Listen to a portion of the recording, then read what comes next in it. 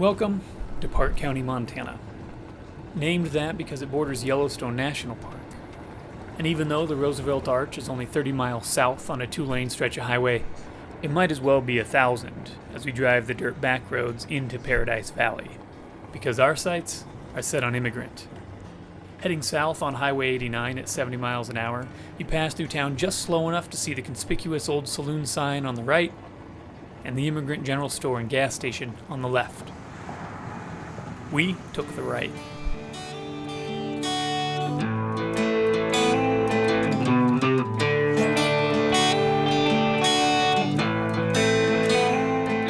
We soon met local bartender and sage, Cowboy Mike. Over here, it says celebrity, Mike. You consider yourself a celebrity? I am not. I'm just the bartender. You're a celebrity when you're a bartender when they start, but when you're kicking them out, you're the bad guy. So, my philosophy is to make everybody feel like they're in their own hometown. There's still cows and horses walking the streets. I had a horse in the bar a couple weeks ago. You know. What do you mean you had a horse? I had a horse in the bar a couple weeks ago. Like a horse? A horse. A guy on a horse. Was he on the horse? He was on the horse. You ready for this? this? What did he drink? The horse drank whiskey. You have Yellowstone Park. You have these huge places opened up like Sage, Chico, Hot Springs. Everybody loves it. Everybody loves to come. And they love to meet friendly people. You know, the biggest thing I hear from people from out of state is everybody in Montana waves to you. And that's true. You're driving down the road, everybody waves to you. I will tell you about the old saloon today. Since these new people have bought it and changed it, all the locals come here. And it's good to see the locals. I mean, I used to see people and I see people in church. Mm-hmm. Now I see people in the church having dinners and steaks and saying, oh, what a great place. You know, it's everybody comes here. The concerts are great. You know, when the horseshoes are out and the what's that game they play where they throw the sandbag in the little... They call it cornhole? Cornhole or something, yeah. When that's out, the kids are running around. It's awesome. It's just... I mean, this facility right here, they did something great to it. While we were hanging with Cowboy Mike and listening to some of his wilder stories, it didn't take long for the whiskey to come out and the sun to go down. Both things, it turns out, are conducive to making friends when you're a stranger in a town with a population of less than 400.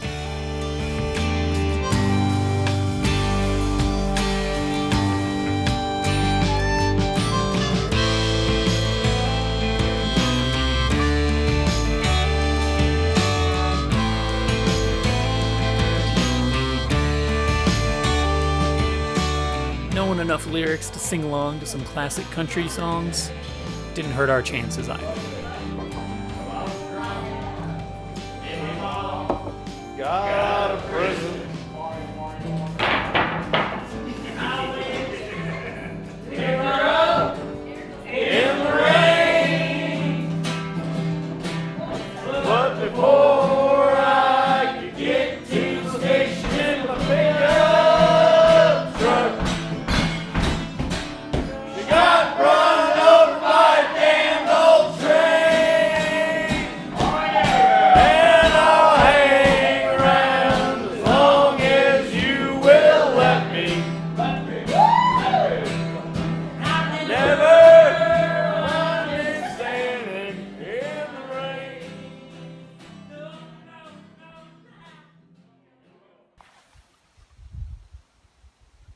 Kyle's really hungover. And I don't think we're going to be able to do the rest of the episode. Let's go see how he is. All right. You doing okay, Kyle? Turns out, getting Cowboy Mic'd is a thing that happens around here, even to those that know better. And when it does, you want to get yourself patched up as quickly as possible with a solid, home-style breakfast and a lot of coffee. You want to go somewhere like the Wildflower Bakery and Cafe, which is exactly what we did.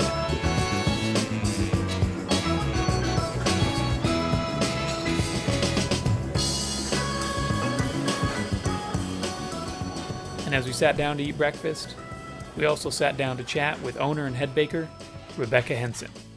So my dad's mom's side of the family is all from Montana. She was fourth generation Montanan. I worked on a farm that had this amazing outdoor kitchen, and the woman that owned the farm taught me how to bake.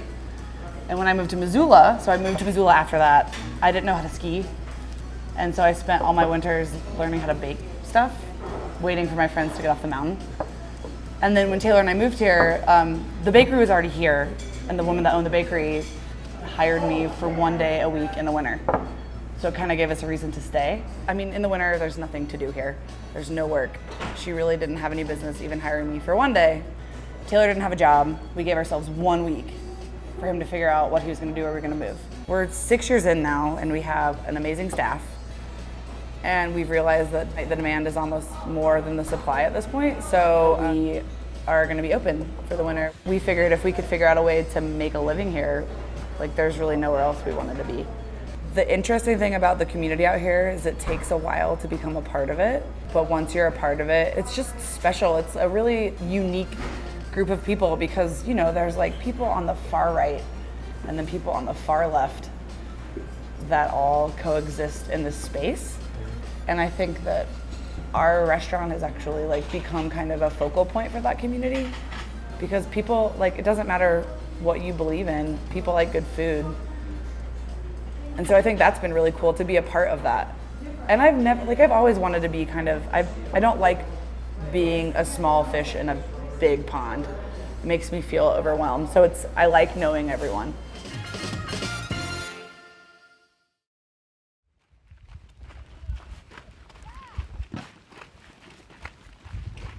The Yellowstone River, the last free-flowing river in the lower 48.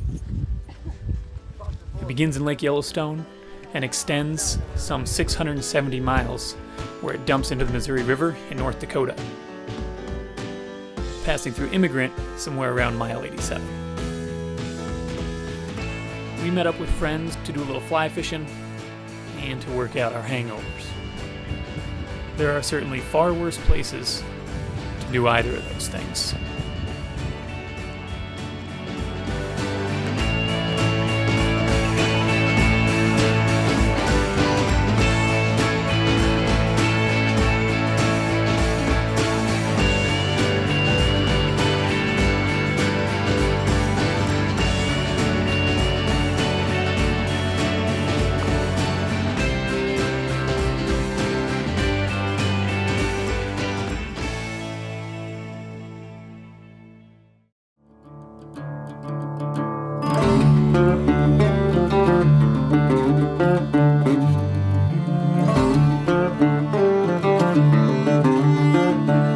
My name is Taylor Henson, and we're at Paulina's Barbecue in Immigrant, Montana.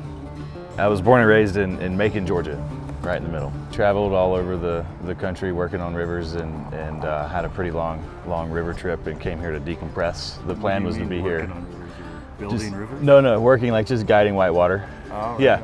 Yeah, from North Carolina to Alaska to Oregon, and we came here to decompress after a long river trip, and we were going to be here for 4 days and never left. So here we are, and there wasn't any barbecue here, and so we started cooking barbecue and keeping our fingers crossed that people came to eat it, and well, now they come, so it's good. There's skiing behind all the mountains. There's a chairlift to pay for 40 miles away, and a river to float for most of the year, and so we tried to figure out how we could make it happen, and got a credit card and bought a smoker and a table and started selling barbecue on Saturdays, and it kind of took off on Saturdays, so we decided to expand a little bit, and every year we expanded more and more and more, and it's turned into an accidental business. So I try to make it as laid back as possible for everyone that's here. I mean, hell, we have an employee kegerator in the smoke shack that keeps things going, so that definitely helps. Yeah, definitely. But yeah, I don't really.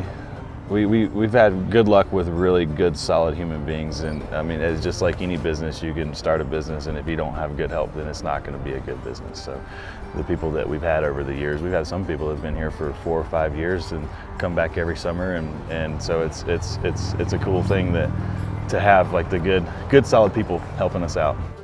Rebecca and Taylor, who own the barbecue and the bakery, have been my friends for like 10 years. I mean, I grew up in Georgia, so I know what good barbecue tastes like, but I certainly had no experience smoking meat. That was all Taylor. He figured everything out, man.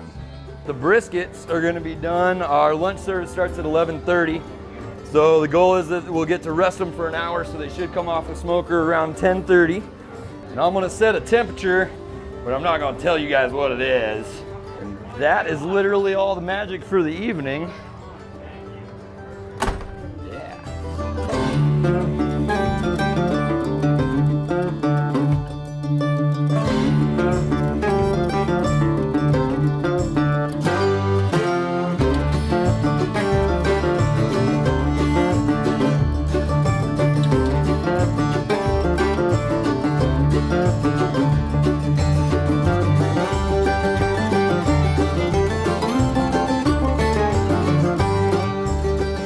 I've been here 3 summers now. I feel like I know a lot of people around here.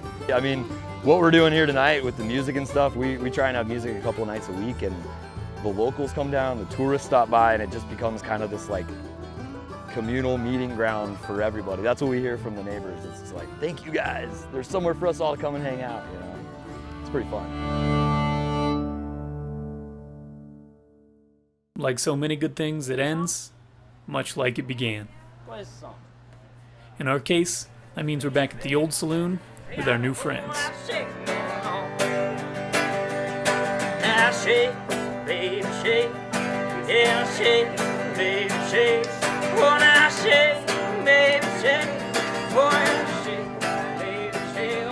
Listening to music and enjoying a beer, it's hard not to realize that even though Yellowstone National Park looms large, a mere 30 minutes from what you might call downtown Immigrant, somewhere just beyond the mountains, connected by its namesake river and its shared grand landscape, the two places are worlds away. You'll find no traffic jams here, no Buffalo plush toys, no overpriced cheeseburgers, no mobs of tourist families swarming the public restrooms, just a 2-lane road connected to a couple of dirt roads and some fine people worth making the journey for. There's a whole lot of shaking going on.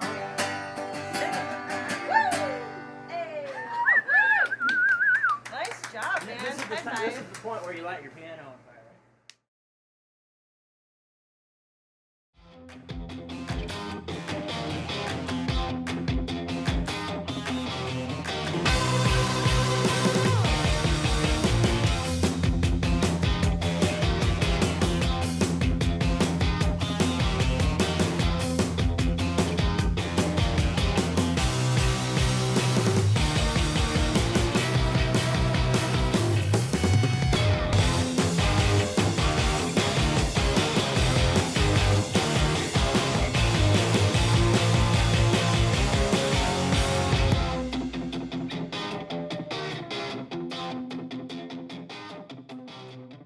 Why did the chicken stop in the middle of the road?